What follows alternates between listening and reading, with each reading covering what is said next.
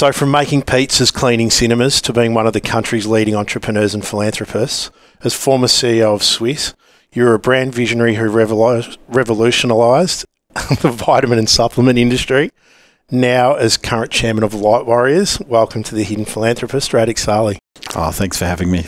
I know you're super busy, mate, so we do appreciate you giving us your time. I've done a bit of research on you, but I sort of like to learn as we go because I think it makes for a more authentic podcast. So today, just love to explore your journey. From the research I have done, I know you've previously spoken about your childhood with parents who created an inspiring environment for you. Your father, an Australian professor, surgeon and academic. Your mother, a medical scientist.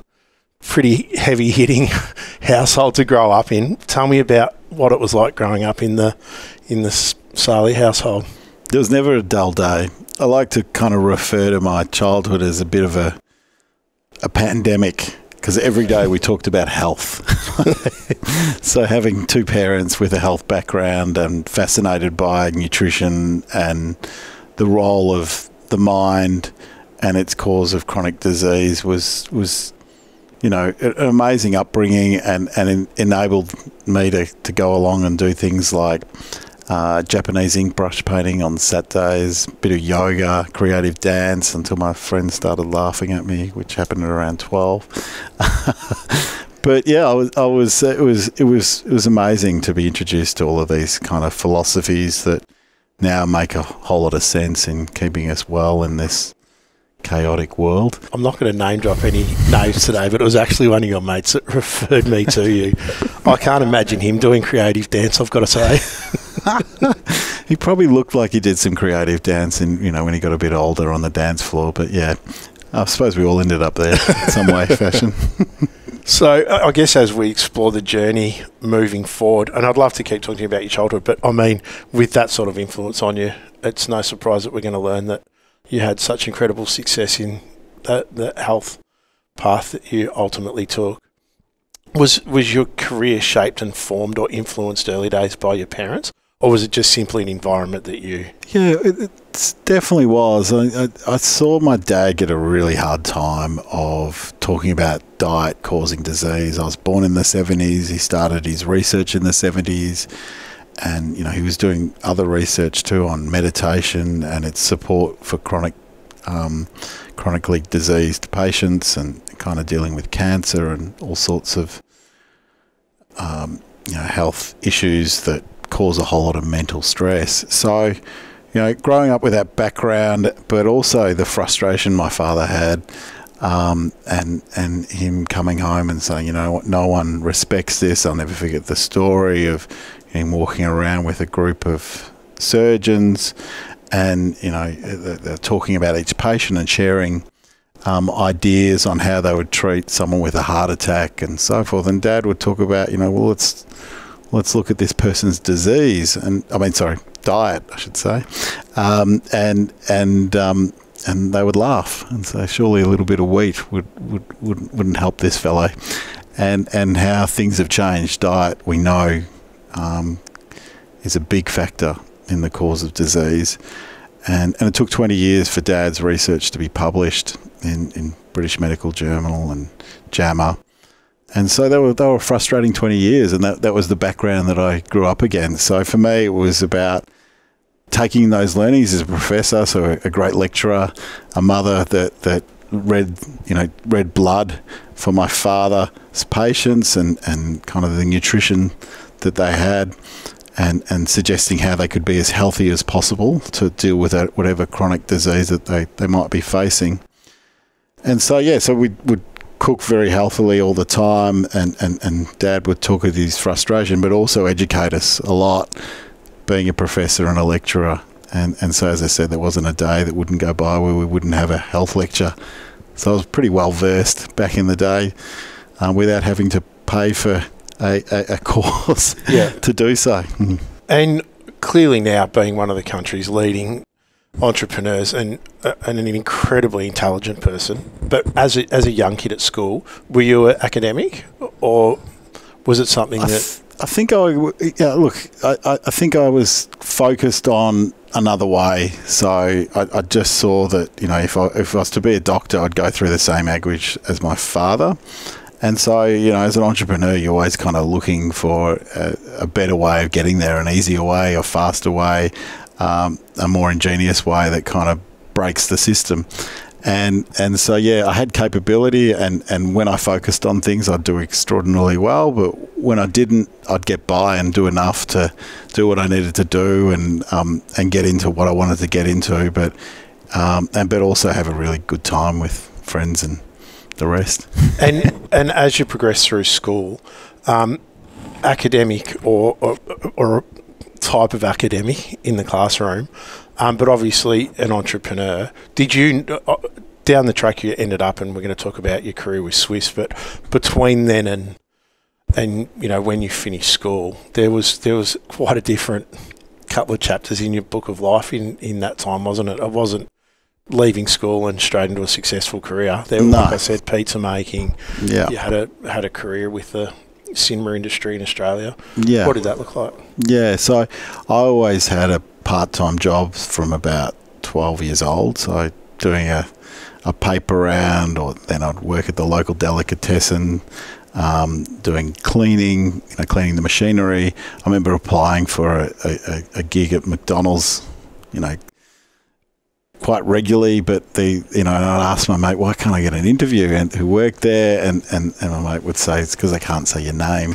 And so I had to get over that, and I used my school uniform, which was a Carey school uniform, in my later years, and got my job at the delicatessen, and so we'd always work through school. And pizza shop was another, where I'd deliver pamphlets and get paid $5 for that. But the best part was getting a free family pizza that I'd make myself, and so I saw that as extraordinarily valuable. And these were all apprenticeships in business, and then university came along, and I did okay at school. I could have done a whole lot better, and so I ended up studying arts out at La Trobe, and I loved that experience because it was so different to what I'd grown up in. It was a very left-leaning place, and it helped me kind of look at things from a more centrist point of view, human point of view, and I think that's the balance of any person's life is getting a sense and appreciation of people's views from all walks.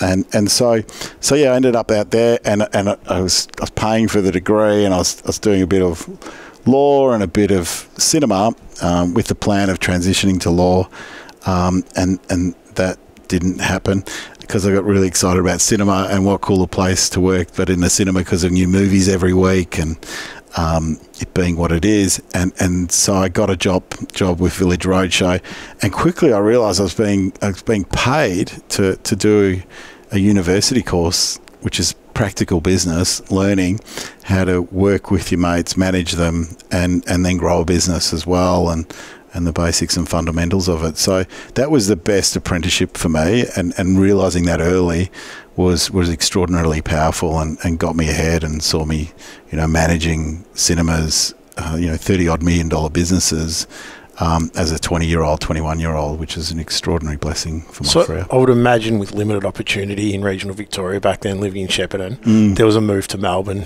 there somewhere as well. So I didn't live in Shepparton. So my father's from Shepparton, and I'd spend every school holidays in Shepparton. So it was it was a great grounding to go and pick fruit, hoe vegetable rows, and kind of make sure that there weren't any weeds there and so forth, and they were long school holidays, but gee, they were fun, and it was a great experience that kind of got me ready for what hard work's about, and what real hard work is sweating. A lot of the time we kind of say we're exhausted from our corporate days, but it's kind of all thought process. It's not manual work, and it was the same in cinemas. Selling in candy bars and cleaning cinemas. I loved that, and being physical is a great reminder of, you know, what real hard work's about. And I guess you've sort of touched on this already, but for people listening, what's more important, or are they equally as important? A university degree, academic, whether that be university, further education, or whatever that looks like, or life skills and on the job and learning? Yeah, I think a combination of both is good. You know, there are periods where I needed to learn more about finance, so I went out and did the best possible finance course you could do with Melbourne Business School, and that was fantastic, and it gave me a great base learning.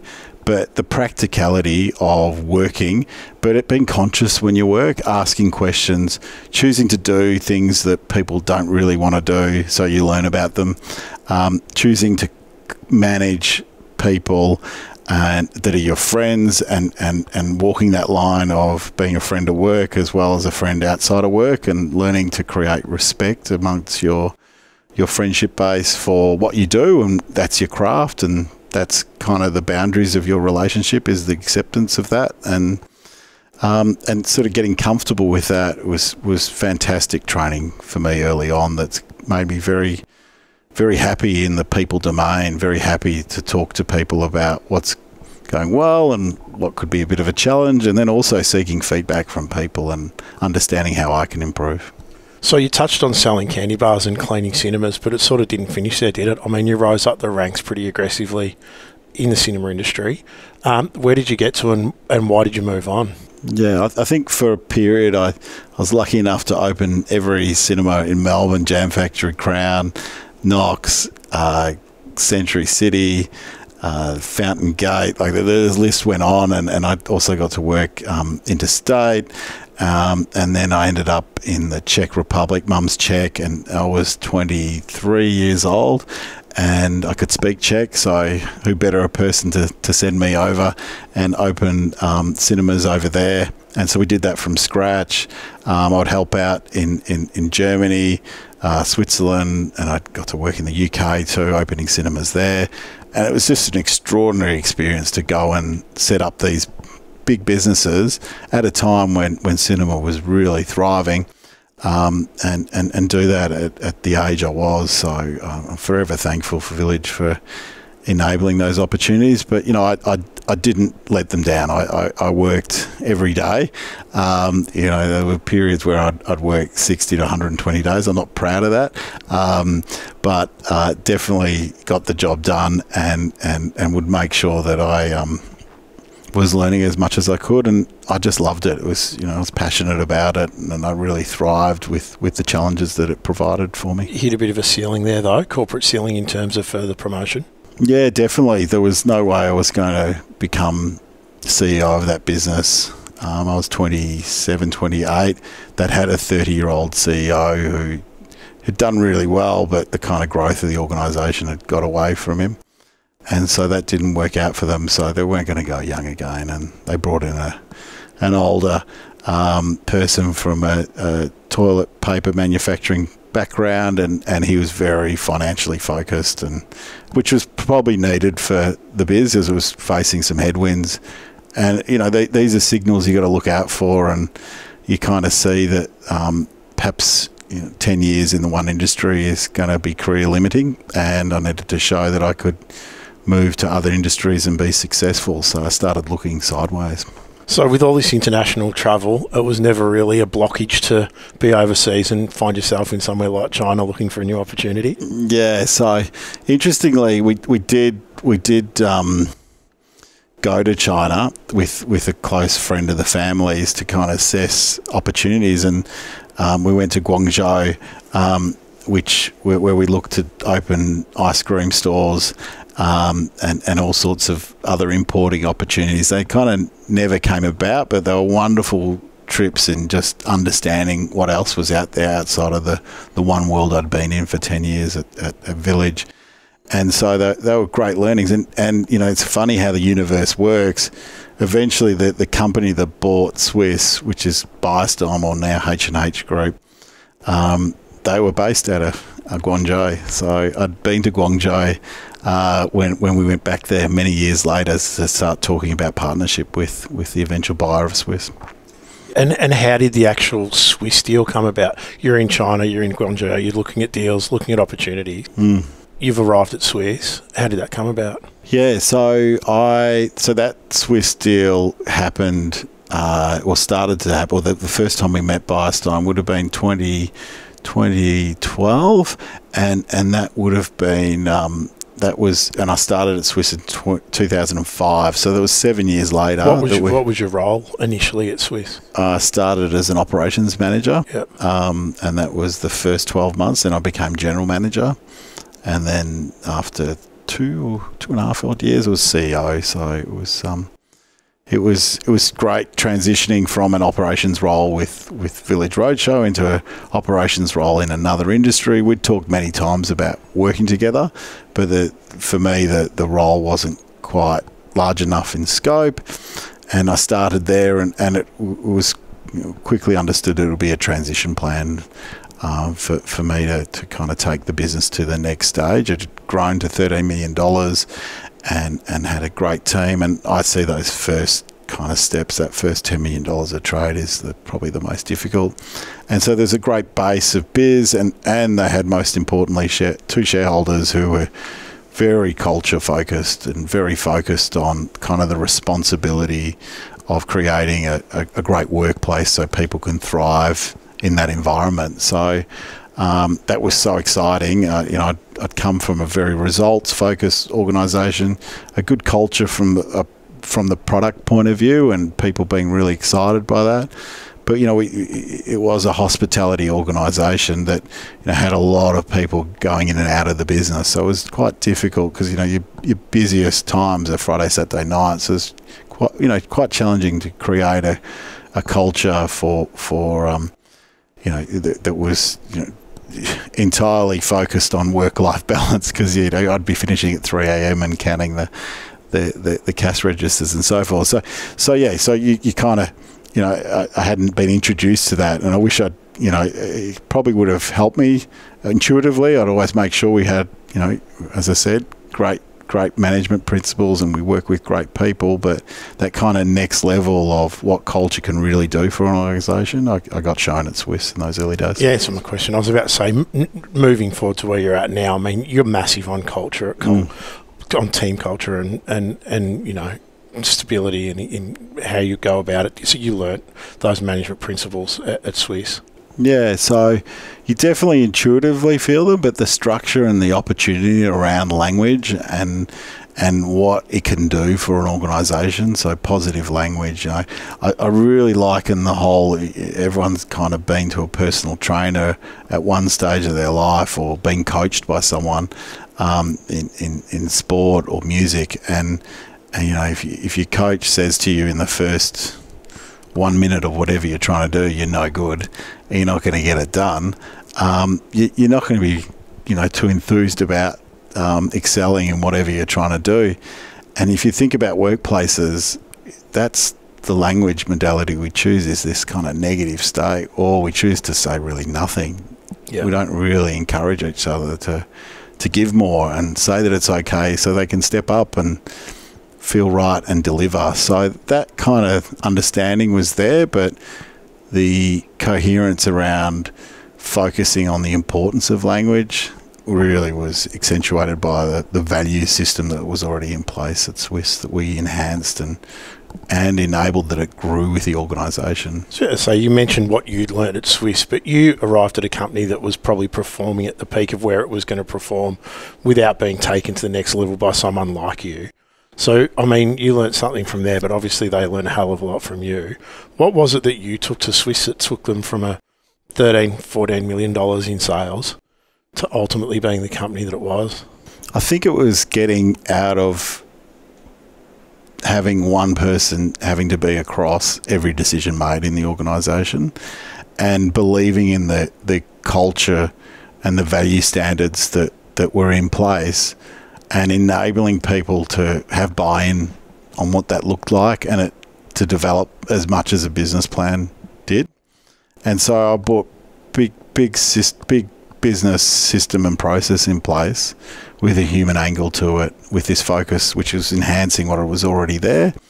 And we would have like 10 values that we would aspire to kind of succeed around as an organisation. It was just too much. They were great values and they had great content, but it was just too much for people to kind of remember and also become part of the vernacular. And interesting, that business that bought us, they changed their name from Bias Time to H&H Group, and our aspiration was to make people healthier and happier, and would have H&H days for people that, every month when there wasn't a public holiday, you could earn an H&H day, a health and happiness day. And so it was so embedded in the culture that all of this language came to life, and that was already in those sort of 10 standards of how we'd behave. But how we worked. But what we did is we compacted that to being around people, principles, and passion before profit, and there'd be arguments around profit and whether that should be the same as the other 4 Ps, 3 Ps, I should say, and that wouldn't matter. You change and move them around depending on where the organisation's at. So values for us were really, really important, and any business that we work with, if we look at a business plan, a values plan and a communication plan, and I love asking people to cover their eyes when they're presenting the values plan and don't read it from a sheet. You got to remember, and 9 times out of 10 they don't know what they're going to say. Exactly, which is no good, because we've all worked in organisations where the values are up on the wall. It's a what's the point of what's the point of having that unless you're living and breathing it, you're talking to it regularly, and it being just as it's like having a business plan that's the same as what it was 5 years ago. Yeah. Unless you're rehashing it and it's alive and people have buy into it, there's no purpose having it. And so we've talked about culture, and we've talked about what you brought to the company from a corporate structure perspective. There was more to it than that, and I said in the opening, you're a visionary when it comes to marketing. I mean, you really took Swisse to the next level by a couple of key marketing decisions, didn't you? Yeah, I think that came from a... Sorry, yeah. No, just with the ambassador thing and exactly. All those things that I've heard you talk about. That. Yeah. Yeah, look, I think that came from having... It was really unusual. I'm an operations manager, and I wasn't allowed to look at a P&L for the first 6 months of my existence there. Now, it was one part genius, the other part was a little bit paranoid that I might understand the business too much and open up in competition or move to the competitor. So, but it did give me time to go and have conversations with people. And what I quickly learned when I'd go and visit stores is that you'd see this kind of support of this brand called Centrum, which was the biggest multivitamin brand in the world. Pfizer owned them. And I'd say to the store owner, you must get the best margin out of this product. And they'd laugh and say, no, this is the lowest margin in the category. What do you mean? Why do you give us so much space? Yeah. He goes, oh, well, it's on TV 52 weeks of the year, so people come in and ask for it. And they got great point of sale. They had Rob De Castella with Centrum in his hand and a picture of him holding it. And it was the only vitamin product that was presenting itself with some level of aspiration. And you'd look out to the perfume or the cosmetic section, there was all this great lighting, great packaging and aspiration around it.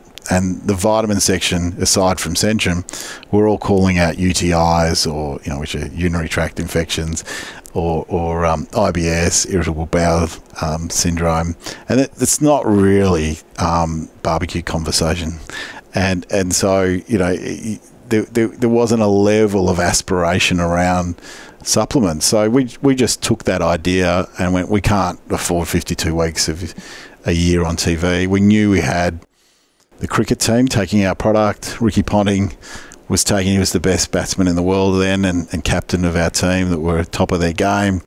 And so we just rung him directly, and we knew there wouldn't be much competition for ambassadorships in our category back then. Yeah. And he very gladly jumped at the opportunity, and we just advertised in the cricket, nowhere else. And we knew that if we advertised in the cricket, we would get cut through, because most people watching the cricket respect Ricky Ponting and want to hear about his kind of tips to success, and the multivitamin was already part of that and authentically that. So he spoke to it authentically. We shot terrible ads, which were really cheap to shoot. We were on Hughesy, Kate and Dave in the morning driving in on Nova, and Hughesy with his endearing voice saying, call us about the most annoying adverts on TV at the moment, and we just getting hit after hit. And I was rapt because we had cut through, and it was a start, and it meant that we carried on to kind of doing Sonia Kruger, and that was the first lifestyle advert where the talent from the program was in an advert during the TV show, and it carried on from there. And so we're responsible for all those ambassadors now on the block during adverts during the show that carry through. So it kind of evolved there, and it built out to 300 different ambassadors and different influencers of different shows, and would only advertise in the mediums that they were stars of. So we didn't go for that spread of hitting adverts year round. We became year round, but it was always talent driven around the program. And they always had an authentic connection with our supplements. Sonia Kruger took our product, hence how we got her next, and they always had to have an appreciation for integrative health. And at this point, you're working out of China, you're manufacturing in China. Are you a global company, or are you just, because we're talking about all these ambassadors, they're obviously all Australian icons. Were you were effectively selling into the Australian market? So we were an Australian business. We didn't become Chinese owned or Hong Kong listed owned until 2015. So that's when we sold the biz.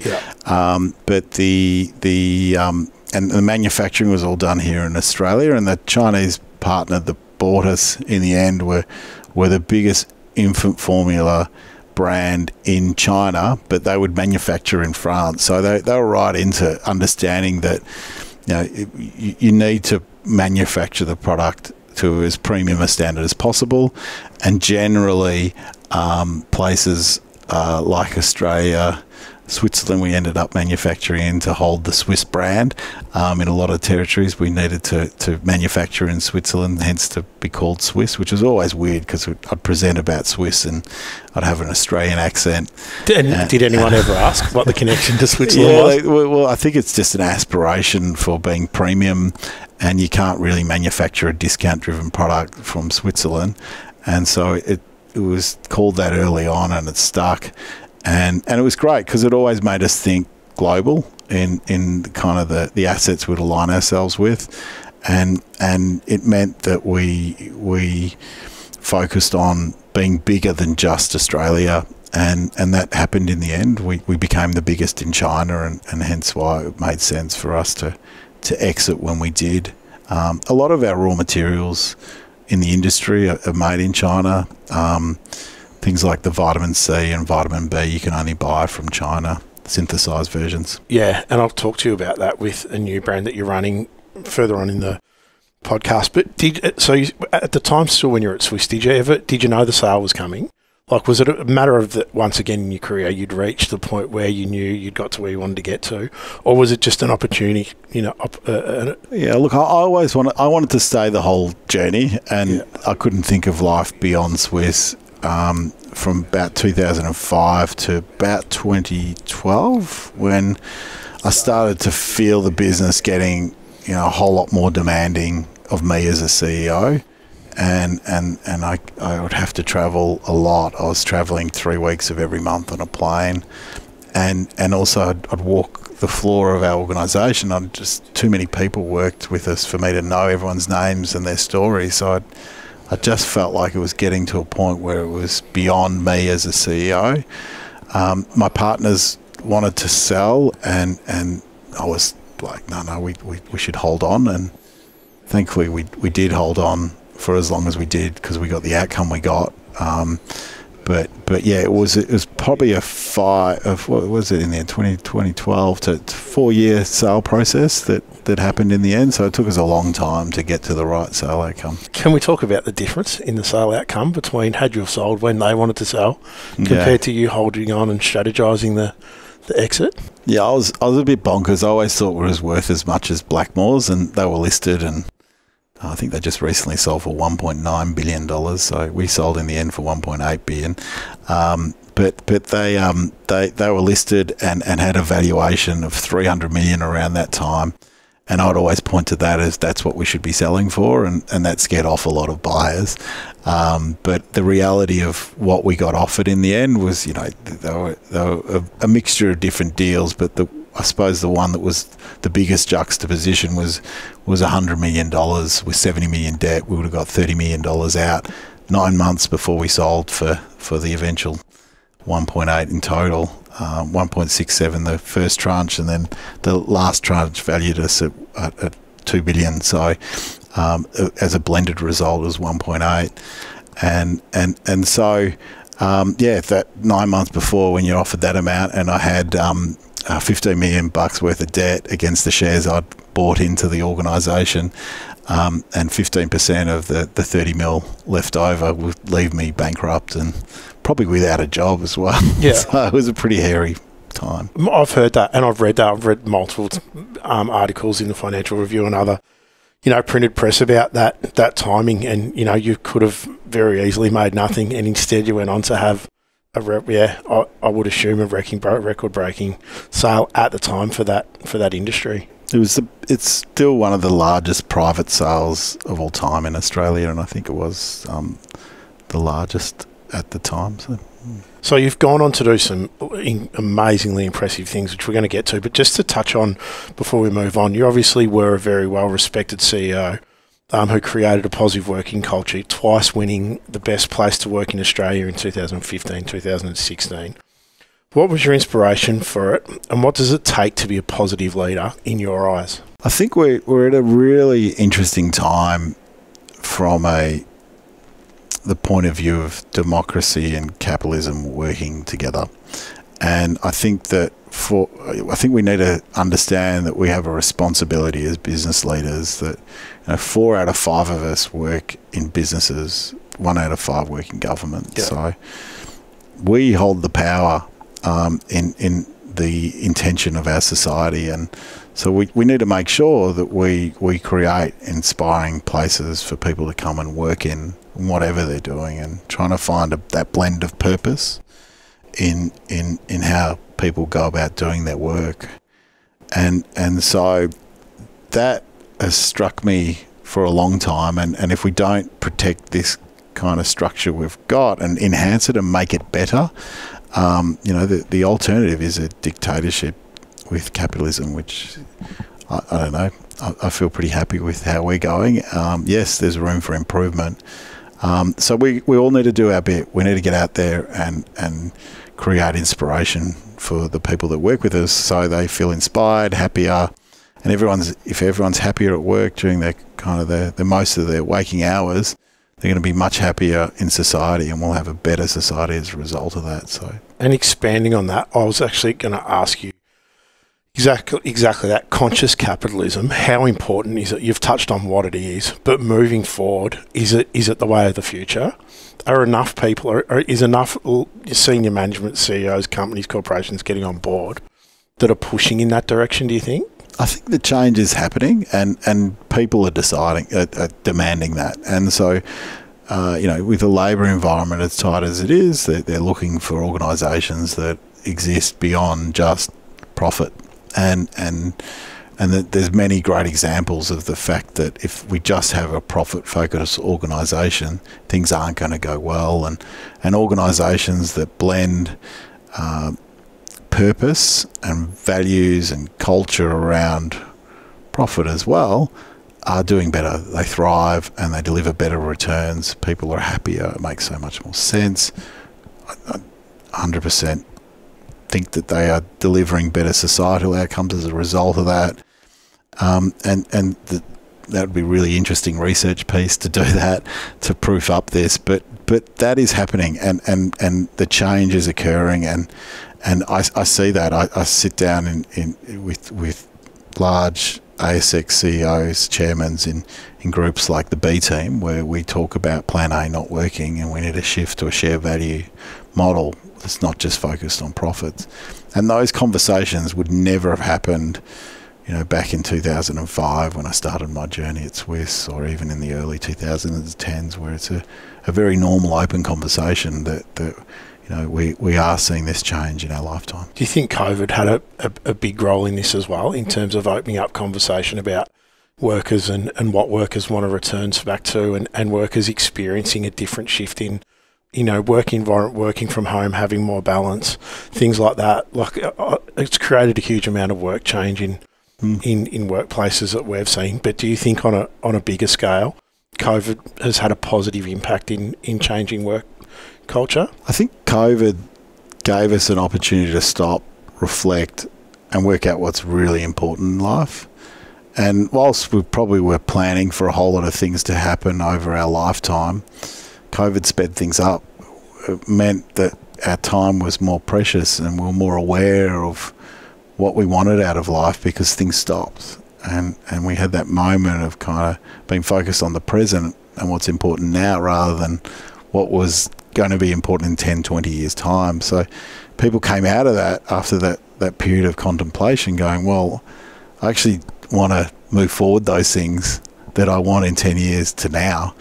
And a lot of that was behaviours, how people lived and worked, and the environments that they were a part of became really important. We weren't going to tolerate organisations that weren't ready for that change and be a little bit more people focused. $1.8 billion is a lot of money. So you've sold Swisse, you've gone on to do some incredible things. One of them is that you bought into an exclusive getaway spot, which was Makepeace Island, Noosa in Queensland. You became the third investor alongside billionaire Virgin boss Richard Branson and Virgin Australia co-founder Brett Godfrey. How did that come about? It was by accident. so I was lucky enough to go to a charity gathering and leadership gathering in Necker Island and meet Richard, and we got on famously, and it was one of the most inspiring weeks of my life. I say one of, because I go back there every year now to raising funds for great initiatives and being inspired by leaders there. And Richard emailed me afterwards after I thanked him for the amazing week, and he said, I've got this island in Australia, and I read it as though he wanted me to come and see him on that island and hang out a bit more.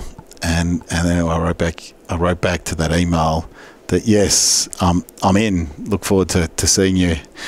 And then he wrote back, next thing, copying Brett, saying, Brett will send you the IM for the island, and I'm so excited you're in. And that was within like 4 hours of getting his email. So he must have been like, this guy lives, screw it, let's do it. That attitude that he writes about in his books. And kind of, I read that, and I turned to my wife, Helen, and I said, I think we've just bought an island. And she read it over. She goes, yeah, you have. And I read the wording, and I just, bit of, dyslexia going on there, I think. What's that led to, having that island? It was amazing. So it's created amazing relationships, deeper relationships. Got also focused me on kind of placemaking and inspiration from that. I was in the island for 6 years and couldn't access it through COVID. So and then bought in Brunswick Heads, which is nearby. And so we've sold our share in the island, but it was an amazing ride, and we've kept wonderful relationships with the co-owners. And I was about to say, they're pretty serious business relationships as well to build at the same time. Like, for you to be able to get into something like that, pretty amazing opportunity. Yeah, it's amazing where the universe and your intuition sometimes leads you without you thinking about it. Yeah. But definitely amazing individuals and really trailblazers in their own way with the bravery that they've had, but also focus on culture. Yeah. If you think about Virgin growing up, it was kind of one of the first businesses that I ever remember as being the most aspirational place to work. Everyone wanted to work there. Yeah. And that's part of, creating a great culture. People should feel proud about the workplace they work in and want to talk about it and boast about it. So then we create more aspiration about creating these great inspirational places. You mentioned before about investing in the island and what it led to. And my next question was going to be purpose-driven investment in the Australian market. Is that the way of the future for you? I think it's the way of the future for our version of democracy and capitalism. I think we need to focus more on how we can fuse purpose in everything we do, and that's what we should be concerning ourselves in the business world. How we, that's what should be keeping us up at night, which is always what's kept me up at night, is how people felt about coming to work with me. And so I think going forward, we're quite pronounced in that. We're hoping that, the more success we have had, like Swisse, through conscious investment management, Wanderlust, the other investments we make, that focus on culture, but great profit outcomes as well, becomes something others are inspired by and want to follow that journey because they can see success happening. You just touched on Wanderlust. Before we go to there, because it's one of the things that I sort of want to talk about, what you're doing with your time and resources now. But outside of that, you've bought and sold the island and you've done some great things, but your support for the community and things you do outside of your core business, and this is just some of them. Chairman and founder of not-for-profit Lightfolk Foundation, director of Igniting Change, B-Team board member. You mentioned B-Team before, that I believe Richard Branson's involved in, correct? Yeah, so the Igniting Change I've just become chair of, so I'm really excited by that. And the reason why I mentioned Igniting Change in connection with the B-Team is that Jane Tewson, our CEO, she set up Virgin Unite with Richard Branson back probably 30, 40 years ago. And so Richard was backed Jane when he was in his 20s, and Jane, I don't think she was beyond 19, and then with kind of supporting her cost to enable her to do work that created things like Red Nose Day in the UK, which is different here in Australia. It's comic relief. It's around raising funds for Africa and people suffering there. And it still raises £100 million per year, which is just extraordinary. And so she'd do a lot of work with Richard, and Richard, again, this focus on culture and doing good things, and him spending so much time as well as resource in trying to make a difference with his wealth. It was a real trailblazer, and him and Jane as a partnership are probably the most formidable entrepreneurs in the world. Just one's focus on social community stuff and the others on business. And so Jane ended up falling in love with an Aussie bloke and moved out here 20 odd years ago. And so we're very lucky to have her here running Igniting Change. But we have a close connection to Richard and what he does, because he follows Jane's work and is inspired by how she goes about doing what she does, and it's created the kind of velocity that he now has in making a difference with the work he does. And B-Team's one of those initiatives where Plan A isn't working, and that's this focus on just profitability. We need to switch to a shared value model, and the B-Team is a whole lot of business leaders that agree with that, and other initiatives that have come out of that. So we work on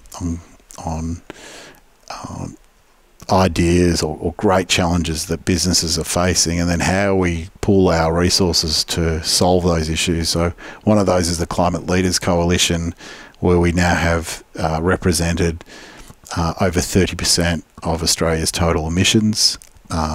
Groups like BHP, Rio Tinto, Wesfarmers, Coles, you name it, are part of this organisation. And we are seriously working together, and we have CEO, chair involvement in these meetings, and then it rolls through the organisation with that sort of mandate for change, and the initiatives that are coming out of it are pretty extraordinary and are solving a lot of these issues without having to wait for government to come in and support us in making that happen. So that's just one of many. I was about to say, you talk about climate change and some of the other important things that we spoke about before the interview, social housing, which there's never been a greater need for social housing, and someone to put some focus on how the private sector is going to deliver social housing. So it's sort of proven that on a government level, they haven't been able to do it. No. And with the amount of social housing required moving forward, they're probably not going to be able to do it. So social housing, renewable energy, education to health and wellbeing spaces, and honouring our Indigenous heritage, all incredibly important causes, and probably one no more than the other. But a lot of your focus has been on climate change and environmental change. You just spoke about that being a big thing with Plan B. Moving forward, how does that look for you? Well, I think it's trying to do our bit by living by example. So our farm, we're headlong into creating a regenerative agriculture system. We've got my wife has 30 beehives, and we're looking to expand that. And it's all natural beekeeping that she's doing, and she's really reinventing the way beekeeping's done, and trying to create a real position of difference by fusing herbs in and providing plants every day of the year. So living by practice, but then also doing it through a business point of view, and through whether it's conscious investment management, where we're one of the biggest providers of disability housing, biggest provider of social housing, and also working on land regeneration projects with this drone technology, Airseed, where we're purchasing large volume of broken farmland. And this drone technology plants a mixture of native seeds that then can grow and rehabilitate that land back to the forest land that it was prior to. And so I think that balance of cutting emissions, cutting the toxicity that we're pumping into the air, but then also rehabilitating nature, which is so important, not only for our earth, and then also providing some level of cooling as a result of reflection being minimised compared to land that's just brown and sparse, causes a whole lot more heat. And then nature, and then the kind of debilitation of kind of the loss of many species, and it won't be long if we don't take note that we'll be that next species. And even agriculture, there's good science supporting that we only have 80 harvests left around the world with the topsoil that we have, and so we need to start thinking about how we generate topsoil and how we have more sustainable farming process. So it's about caring for the place that we have, and we only have one. Yep. And doing our best to just doing things that intuitively make sense. Like we intuitively make sense to provide an inspiring workplace. Intuitively makes sense to start looking after this place that we live on. Yeah, and you're obviously leading the way in it. Is there enough people doing? Are we moving in the right direction as a whole? I think as society. Yeah, I think capitalism is pretty effective when there's an opportunity around it. If we can point the opportunity around it financially, which there seems to be now no other alternative because of the effects we're seeing on farming, seeing on climate, and also seeing that there's a lot of wealth in this world, and this is why places like Australia, we can't tolerate having a class that isn't living life well. We should be sharing, and things need to be a little easier for those people that are living on that kind of preface of just meeting needs day to day, and a lot of those situations aren't by that individual's fault. It's just a system that's left them behind, and so we need to give people equal opportunity to thrive and do well out of life. And Australia does that very well. We don't have a class system like the UK, which is very hard to get beyond and be successful away from. Or in the US, there's a massive divide between rich and poor, and so I'm very happy to have a structure here where we do have high taxes, but we have a society that's in better health overall, and a better distribution of wealth. So we've got to continue to retain that and be a champion of that as Australia. And out of all the sectors in Australia that are hit the hardest, you do a lot of stuff with First Nations. What does that look like? I think it's been a long time journey ever since being inspired by Peter Garrett back as a 12-year-old, listening to Beds Are Burning. I've always had an affinity for the longest living culture in the world here, and the more you get to understand it, listen to it, and connect with it, the intricacies of the over 300 nations we have here in Australia, the over 300 different languages we have. This is like Europe all of a sudden being made into one country. Yeah. All of a sudden, and that history being wiped and not respected and kind of denigrated to the point where we would be reduced to a page of learning in history, which seemed absolutely ludicrous. So as we've got into a position where we have, you know, this incredible responsibility of having a bit of wealth, we can make a difference, and a bit of experience now in leadership, we've made it a real point to understand and sit and listen and to enable people, and to be truly inspired by the First Nations leaders out there making a huge difference, and their story and their way of living. This goes back to just looking after our earth, and you know, not having to build things like castles that they have in Europe, and to protect themselves through barbaric armies fighting each other over land. There's a law and there's a culture and there's a connection to land that has meant that this race has thrived, and there's so much to be learnt from that. Aside from, you know, raising bread tens of thousands of years ago, you know, the Egyptians were doing that far less than, you know, a few thousand years ago, and that was considered the first. We have that here in Australia, and you know, so not many people know that. That should be taught at schools, and the language should be taught at schools as well as part of our heritage. I think that's when Australia will step into its true stature and true security as, you know, as a country that's been around for near 100,000 years is pretty extraordinary. And on my question, I actually only got to the third point of what some of the things that you do are, and it's led to all that conversation. But as well as I got to be team board member, but director of the the National Institute for Integrative Medicine, campaign cabinet member for La Trobe University, commercial committee member for Food and Drink Victoria, founder and director of Conscious Investment Management, keynote speaker. The list goes on and on. Firstly, how do you have time for it all? I'm really lucky that I'm not a CEO anymore, and I've been enabled through the success I had to be released from the day-to-day responsibility of running a large organisation. So we have great leaders in our business, and so my obsession now is how we infuse purpose in our businesses, and so half the time is going and working with purpose-driven community initiatives and learning about how, you know, learning from them, being inspired by them and mentored by them, and hopefully providing some of our support financially or hands-on business nows to work through some of the challenges those individuals or organisations face, and then thinking about how you can kind of align those businesses to work alongside those organisations and then infuse purpose as a result of doing that. I've met so many people that are saying, you know, I've got a big organisation and we do stuff for,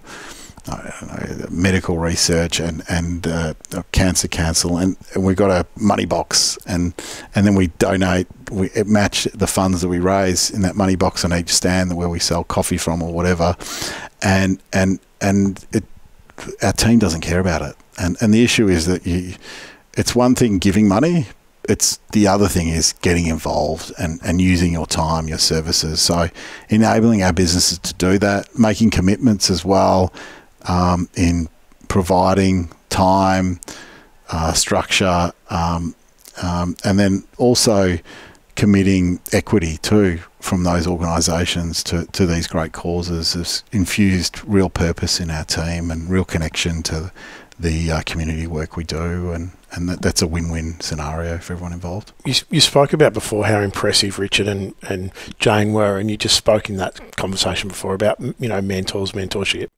If you said you had a mentor, do you have a mentor, and who is it?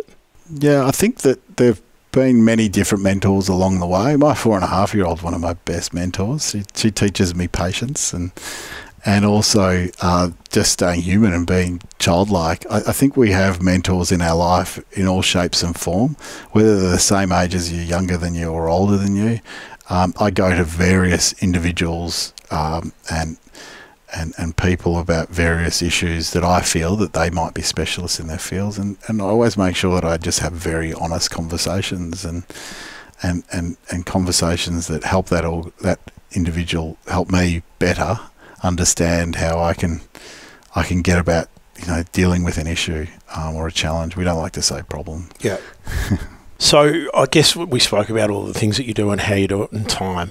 And the other thing is, like you mentioned, is that equity buy-in and obviously profits and you distributing profits and proceeds back into Lightfolk Foundation, which is what current day Radek is. Would that be fair to say? Yeah, so Lightfolk's the good folk of our organisation, Lightwarrior, which is all about bringing light to the world.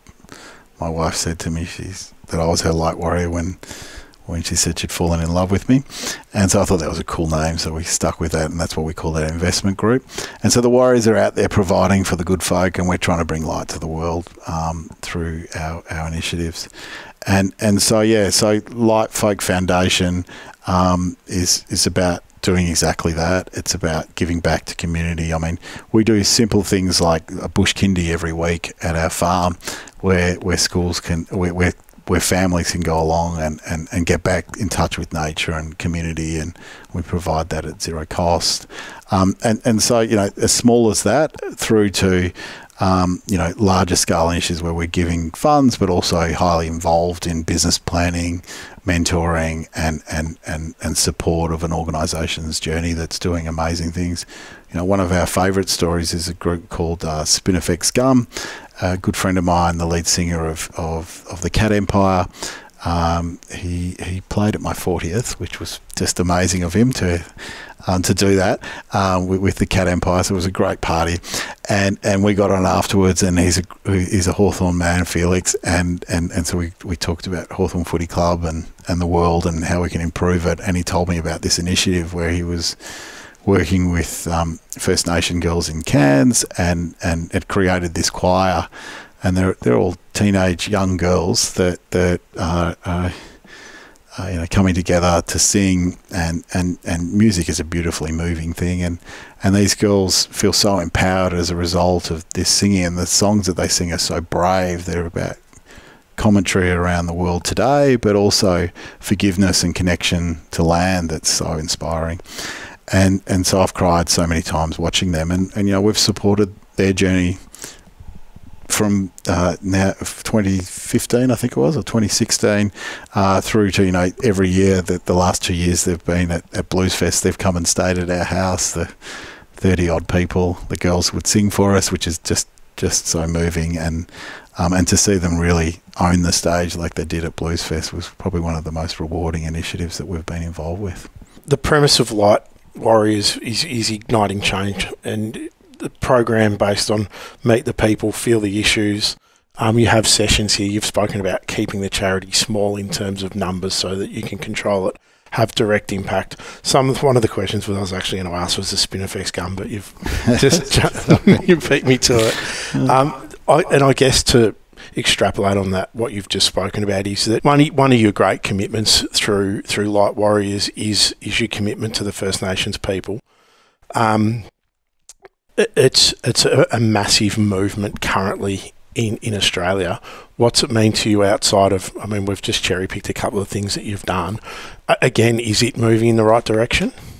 It's such a complicated issue that won't be fixed with any one step, but gee, we're moving with a great level of ferocity and focus now like we haven't done before. Yep. But along the way, it's going to expose a lot of casual racist behaviours that we've all been guilty of at one stage or another. Accepting of a day where we celebrate the invasion of this country is just bonkers. Yeah. Whether it's about unifying the country. We're the only country in the world that have celebrated a day where another country came along and took over the space. Canada doesn't do that. It's part of the Commonwealth. India doesn't. Any Commonwealth country doesn't celebrate the day the English arrived in their country. Yeah. And so that's not a unifying day. It's not an Australia Day. And the fact that we are having that conversation and we're understanding the facts behind it, these are things of the culture progressing. But it won't be easy because, we don't like change as humans. It's not easy for us to change. We're not, we love to wake up the same time every day. We like to brush our teeth around the same time and go to bed around the same time. And so we even got a word for it, we're creatures of habit. And so change is happening, and change is hard, and for some harder than others. And also there'll be a lot of truth telling, a lot of things that, perhaps were acceptable in the past and no longer acceptable with that change. And so that's going to be hard and divisive. And so we're seeing a lot of that at the moment, but I do think it's for the better, and it will make us a much richer, much more aware country that's more connected to its heritage and the importance of this land. You talked about conversations that have started, and there's lots of conversations that need to be had. Do you think that the current Australian government's got the capacity or the ability to create the change that's needed? Like, we can all talk about it, but are they going to act on it? I think the thing is that, again, government's one piece of this whole mechanism. 4 out of 5 of us are still in business. And the big change, I think the more effective change, along with government, I think government are saying all the right things in this area, and doing the right things through making some big calls like the referendum that we'll face this year. But going back to business, the most effective method for change has been RAP plans. So that reconciliation process is just so enlightening for our teams. We've got all of our organisations focused on that as part of kind of our creation of better cultures in business and understanding of purpose, but understanding of connection to our country and its heritage. And those RAP plans are doing a wonderful job in making people aware of our real history. Another thing you've invested in is Wanderlust, an events-based company. Run me through that. What's that about?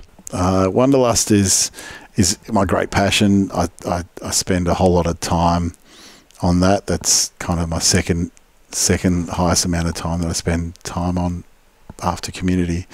And it's kind of it's around supplements again, but it's plant-based supplements. It's kind of being much more aware of our supply chain. So rather than using fish for omega-3, which we only have a certain amount of fish, we use algae, and that algae is what fish eat for omega-3, so it's much better accepted by our body, and is far more sustainable because that algae sucks carbon out of the air and is very effective at doing that.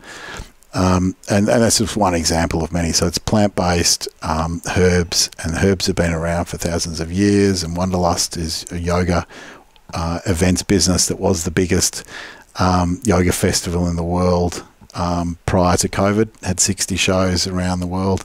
We're getting back up to that again. And yoga is a wonderful methodology in getting us into a relaxed, focused, healthy state with our muscles, even our levels of cardio capability. If you're doing a good heart flow session, it tests you out. Then you have meditation to close it out, or shavasana, which creates presence and a focus on the now, which is the most important thing in our lives, is not worrying about that voice in our head that's incessant and negative, or too much about the future. A balance of that, a little bit of that negativity is okay, but not too much, to keep driving us, to inspire us, but that presence and focus on the now. And then the herbals, which is part of Ayurvedic medicine. So the yoga principles are Ayurvedic principles, which is one of the longest health technologies that have been around for thousands of years through India and then into Chinese medicine and so forth. So So yeah, that's become Wanderlust, and Wanderlust is now in 3,000 pharmacies around the country. We've got Xavier Rudd coming out in September. We've got Russell Brand coming out in February, and we do these amazing events where they're wellness focused events, and we get people together to do a mass meditation, a group yoga session inspired by great speakers who are doing great things, as well as community people as well. So we invite those leaders from Igniting Change to speak at those events as well and inspire us to be better, our best versions of ourselves. Having driven Swisse to the position where you drove it to, outside of the event side of it, but from the product range perspective, is it another winning formula for you in terms of driving it into a corporate success like you did with Swisse? I think we have to do that to make it financially sustainable. I think there's greater capacity for this to be a global business, truly global business. I think it's a new version of Swisse where there's a more authentic connection with the talent by them performing at events rather than just staring down the barrel and being paid to do that. They're talking about their passions and their talents and what they love doing on a scale that touches people and connects with them and goes back to why they do what they do. And so the products are just one part of the whole experience. The yoga, the meditation that must go with it. These are the fundamentals of good health and wellness in life. So if you combine those three things, I think it's an even more accessible package of how you get really well, rather than just relying on a supplement to deliver the outcome. It's about the whole self and your whole thinking. I've read that your aim in setting up Lightwarrior was to drive funds into Lightfolk Foundation to contribute to the community in our life and beyond.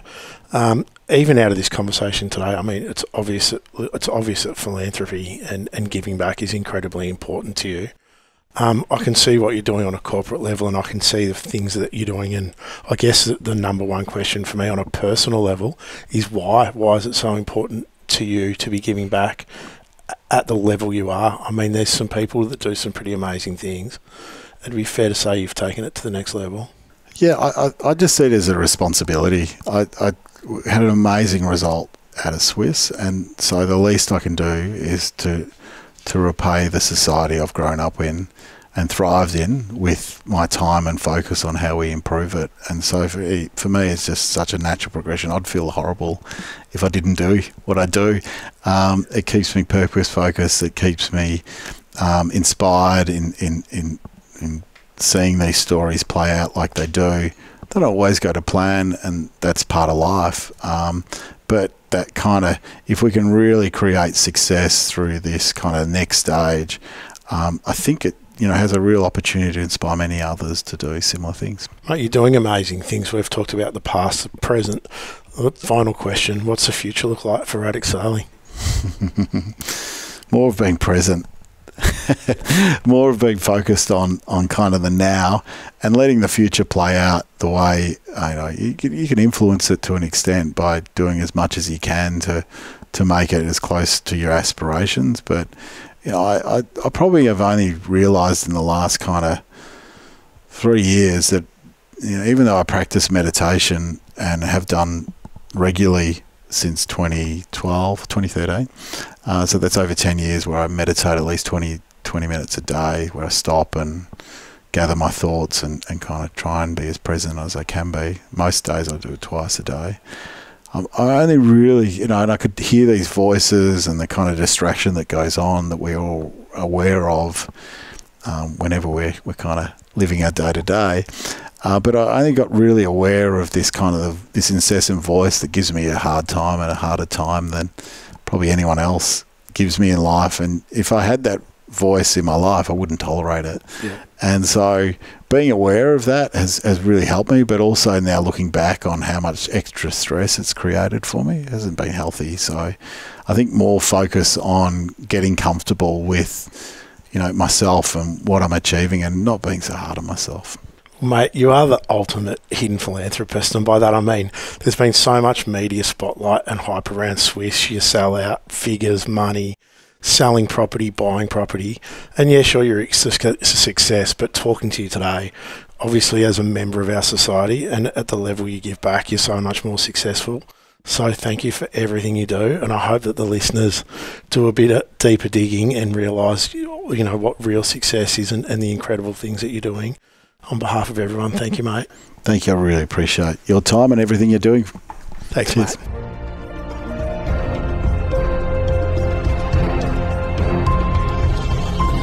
To learn more about the art of giving back in whatever way you can, visit our website andrewpurdie.com.au and follow us on Instagram, The Hidden Philanthropist. Thank you for listening to The Hidden Philanthropist podcast, proudly presented by the Purdie Foundation.